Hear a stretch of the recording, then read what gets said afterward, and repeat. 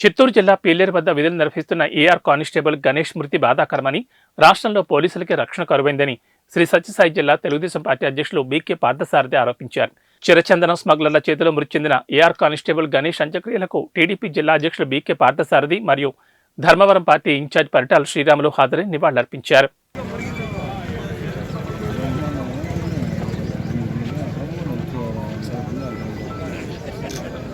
నమస్కారం. గుట్టికిందపల్లి గ్రామానికి చెందినటువంటి 14th బెటాలియన్కి చెందినటువంటి కానిస్టేబుల్ గణేష్ దుర్మరణం పాలైనారు.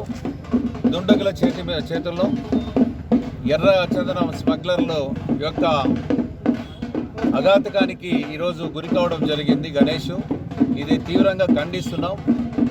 ఈ ప్రభుత్వంలో ఆర్థిక ఉగ్రవాదుల్ని తయారు చేస్తున్నారు. ఈ జగన్మోహన్ రెడ్డి పాలనలో జగన్మోహన్ రెడ్డి పాలన ఒక అరాచకమైనటువంటి పాలన. ఈరోజు పోలీసులకే రక్షణ లేదంటే ఈ ప్రభుత్వం ఎటుపోతుందో ఒకసారి ప్రజలు కూడా ఆలోచన చేయవలసినటువంటి అవసరం ఉంది. ముఖ్యంగా ఈరోజు ఒక యువకుడు 32 ఏళ్ల యువకుడు ఆయన చేసిన పాపం ఏమంటే ప్రభుత్వానికి ఆ ఎర్రచందనాన్ని కాపాడి అది ఆర్థిక పుష్టి కలిగించే విధంగా ఆ ప్రభుత్వానికి అండగా నిలబడినటువంటి కానిస్టేబుల్. కానీ ఆయన ఈరోజు దుండగుల చేతిలో దుర్మరణాలు కావడం జరిగింది. కానీ ప్రభుత్వం కూడా కళ్ళదిరాల్సినటువంటి అవసరం ఉంది. కానీ ఈ ప్రభుత్వంలో ఎవరైతే మేము కూడా ప్రగాఢమైనటువంటి సానుభూతిని వ్యక్తం చేస్తున్నాం.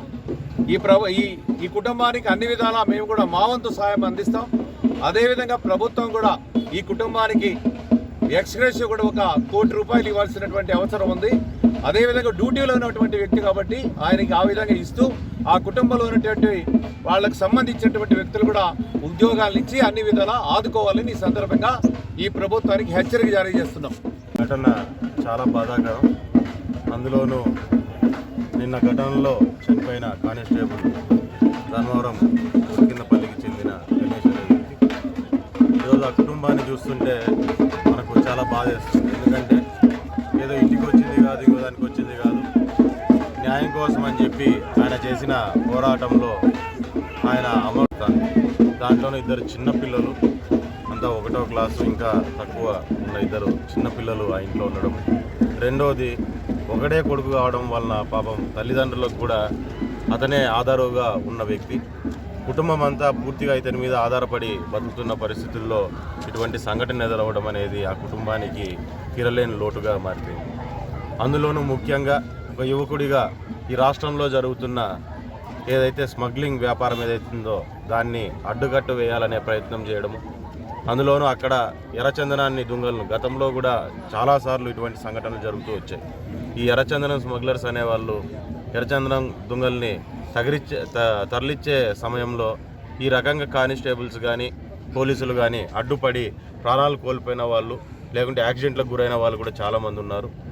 గతంలో ఒక ఐజీ స్థాయి అధికారిని పెట్టి ఏదైనా సరే రెగ్యులర్గా వాళ్ళతో మానిటరింగ్ ఉండి వాళ్ళని కూడా గైడ్ చేసే పరిచయం వలన ఇటువంటి దుర్ఘటనలు కూడా చాలా వరకు జరుగుతున్నాయి.